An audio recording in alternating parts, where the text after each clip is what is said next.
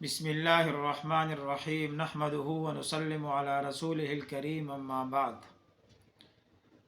بسم اللہ الرحمن الرحیم۔ آپ سن چکے ہیں کہ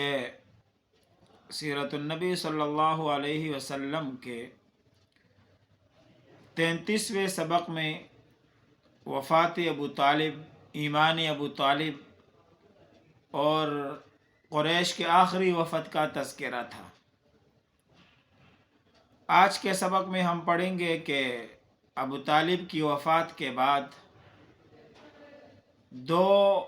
انتہائی المناک حادثات پیش آئے۔ ان میں سے ایک یہ ہے کہ یا تو صرف 3 دن بعد اور یا پھر 2 مہینے بعد ابو طالب کی وفات کے حضرت خدیجہ الکبریٰ رضی اللہ تعالی عنہا کا انتقال ہو گیا۔ اور آپ جانتے ہیں کہ رسول اللہ صلی اللہ علیہ وسلم پر عورتوں میں سب سے پہلے حضرت خدیجہ ایمان لائیں، اور ان سے رسول اللہ صلی اللہ علیہ وسلم کی شادی ہوئی تھی جبکہ ان کی عمر 40 سال تھی اور جناب رسول اللہ صلی اللہ علیہ وسلم کی عمر 25 سال تھی۔ اور جب رسول اللہ صلی اللہ علیہ وسلم کی عمر 50 سال تھی تو اس وقت ان کی عمر 65 سال تھی، اور 10واں سال نبوت کا چل رہا تھا، ماہ رمضان تھا، اور 65 سال عمر حضرت خدیجہ الکبریٰ رضی اللہ تعالی عنہ کی تھی کہ ان کا انتقال ہو گیا۔ اور آپ یہ بھی جانتے ہیں کہ حضرت خدیجہ رضی اللہ تعالی عنہ کے ساتھ رسول اللہ صلی اللہ علیہ وسلم کی کتنی محبت تھی، کتنا عشق اور کتنا پیار تھا، کیونکہ رسول اللہ صلی اللہ علیہ وسلم نے خود ان کے بارے میں ارشاد فرمایا کہ جس وقت لوگوں نے میرے ساتھ کفر کیا تو وہ مجھ پر ایمان لائیں، جس وقت لوگوں نے مجھے جھٹلایا انہوں نے میری تصدیق کی حضرت خدیجہ نے، جس وقت لوگوں نے مجھے محروم کیا تو حضرت خدیجہ رضی اللہ تعالیٰ عنہ کے بارے میں اللہ کے رسول فرماتے ہیں کہ انہوں نے مجھے اپنا مال دیا اور اپنے مال میں مجھے شریک کیا۔ اور آپ کو یاد ہے کہ شادی سے پہلے پھر شام تجارت کے لیے رسول اللہ صلی اللہ علیہ وسلم کو بھیجا تھا، اپنا غلام میسرہ ساتھ کر دیا تھا۔ واپسی پہ پھر متاثر ہو کر اپنی سہیلی کے ذریعے سے نکاح کا پیغام بھجوایا، انیسہ کے ذریعے سے، اور پھر نکاح ہو گیا۔ رسول اللہ صلی اللہ علیہ وسلم نے اسی طرح ارشاد فرمایا کہ اللہ نے مجھے ان سے اولاد دی اور دوسری بیویوں سے میری اولاد نہیں ہوئی۔ اور جب رسول اللہ صلی اللہ علیہ وسلم غار حرا میں عبادت کے لیے جاتے تھے اور وہاں پر آپ پر پہلی وحی بھی اتری، تو رسول اللہ صلی اللہ علیہ وسلم ایک بار غار میں تھے کہ اتنے میں جبرائیل امین تشریف لائے اور نبی علیہ الصلاۃ والسلام سے ارشاد فرمایا کہ یہ خدیجہ یعنی ایک عورت خدیجہ تشریف لا رہی ہیں، ان کے پاس ایک برتن ہے جس میں سالن یا کھانا یا کوئی مشروب ہے، جب وہ آپ کے پاس آ پہنچیں تو آپ انہیں ان کے رب کی طرف سے سلام کہیں،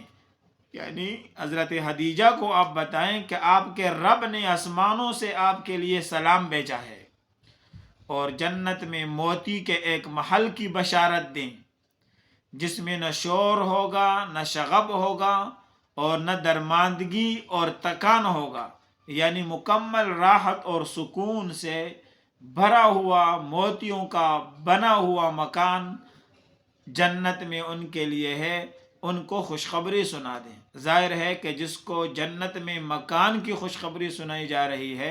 تو معنی یہ ہے کہ مکان بغیر مکین کے تو نہیں ہوتا، یہ بالفاظ دیگر جنت کی خوشخبری ہے، اور جنت کی خوشخبری کا معنی یہ ہے کہ اللہ کی رضامندی کا اعلان ہے حضرت خدیجہ الکبریٰ رضی اللہ تعالی عنہا کے لیے۔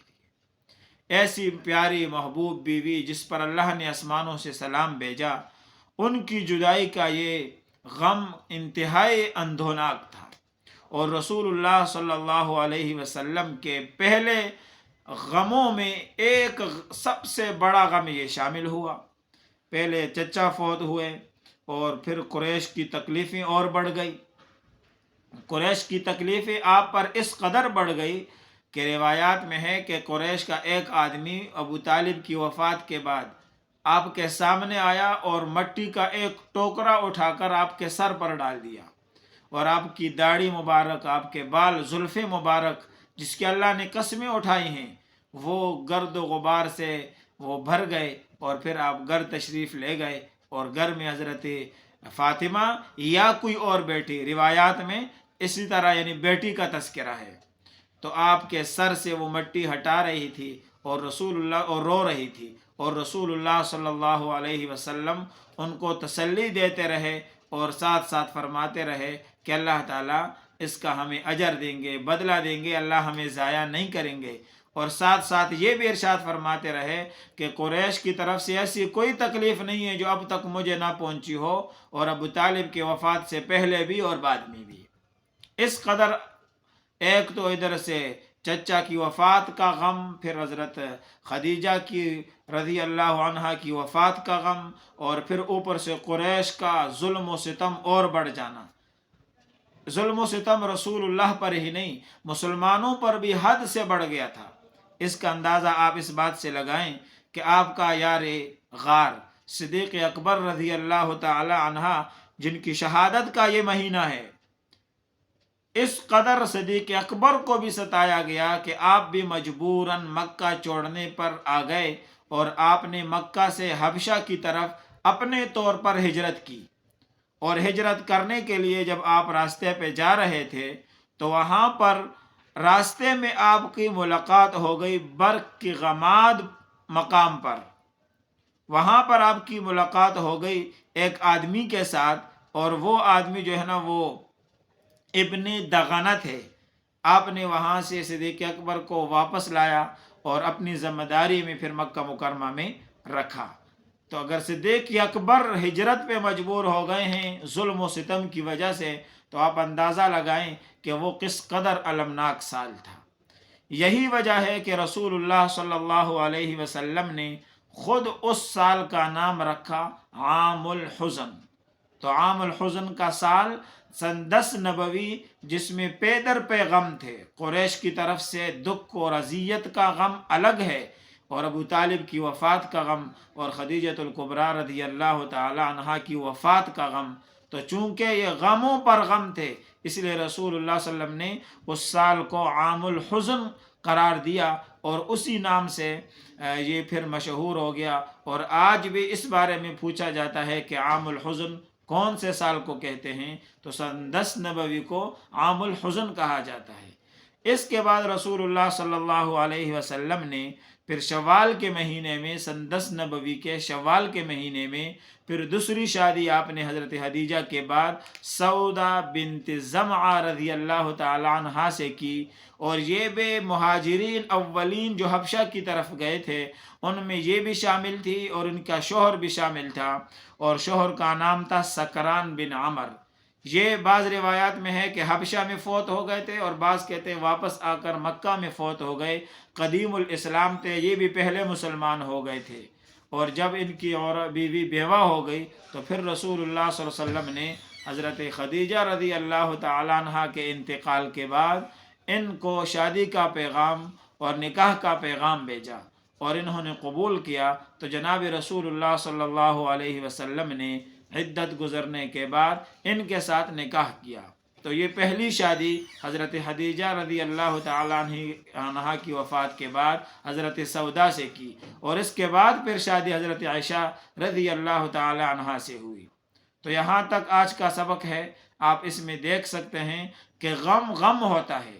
چاہے وہ غم نبی پر آ جائے، چاہے وہ غم ولی پر آ جائے، چاہے وہ غم کسی عام مسلمان پر آ جائے، غم اپنا اثر ضرور دکھاتا ہے۔ اور نبی علیہ الصلاۃ والسلام بھی مغموم ہوئے، پریشان ہوئے، آپ پر بھی غم کا اثر ہوا، لیکن انبیاء اولیاء کا غم کے اندر یہ معمول ہوتا ہے کہ غم سے ان کا رب سے تعلق بڑھ جاتا ہے، اور عام لوگوں کا غم میں اللہ سے تعلق کمزور ہو جاتا ہے، حالانکہ غم کے اندر اللہ سے تعلق مضبوط ہونا چاہیے اور اللہ تعالیٰ سے آہ و پکار کرنی چاہیے، آہ و زاری کرنی چاہیے۔ اور یہ ہمارے لیے سامان تسلی ہے، سیرت کا یہ پیغام ہے کہ دیکھو اگر آپ کی بیوی فوت ہو جائے تو آپ دیکھیں رسول اللہ کی بیوی فوت ہو گئی تھی، اگر آپ کا چاچو فوت ہو گیا ہے تو آپ دیکھیں رسول اللہ صلی اللہ علیہ وسلم کا جو ہے نا وہ چاچو فوت ہو گیا تھا، اور اگر آپ کو قوم کی طرف سے حق پر اذیتیں دی جا رہی ہیں تو آپ دیکھیے آپ کے پیغمبر کو اذیتیں جو ہے نا وہ دی جا رہی تھی۔ اور اگر آپ دیکھیے حضرت سودا بیوہ تھی اور آپ نے شادی کی، تو اگر آپ بیوہ سے شادی کرنا چاہتے ہیں تو یہ رسول اللہ صلی اللہ علیہ وسلم کی زندگی سے لے لیجئے۔ خدیجہ الکبریٰ رضی اللہ تعالیٰ عنہ سے محبت کا اظہار دیکھیے، اگر آپ اپنی اہلیہ سے، گھر والوں سے محبت کا اظہار کرنا چاہتے ہیں تو جناب رسول اللہ صلی اللہ علیہ وسلم کی سیرت کے اس پیغام سے لیجئے۔ آپ نے محبت کا اظہار کیا حضرت خدیجہ سے، اور آپ نے اپنی بیوی کی تعریف کی۔ آج معاشرے میں یہ بھی ایک برائی ہے کہ اپنی زوجات کی تعریف پر لوگ جو ہے نا وہ کتراتے ہیں اور معاشرہ اس کو برا سمجھتا ہے، حالانکہ یہ سیرت کا پیغام نہیں ہے، یہ سنت کا طریقہ نہیں ہے، اسلام کا یہ میٹھا پیغام نہیں ہے۔ اس لیے ہمیں سیرت سے سیکھنا چاہیے، خود بھی اور دوسروں کو بھی سیرت میں شریک کرنا چاہیے۔ وآخر دعوانا ان الحمد للہ رب العالمین۔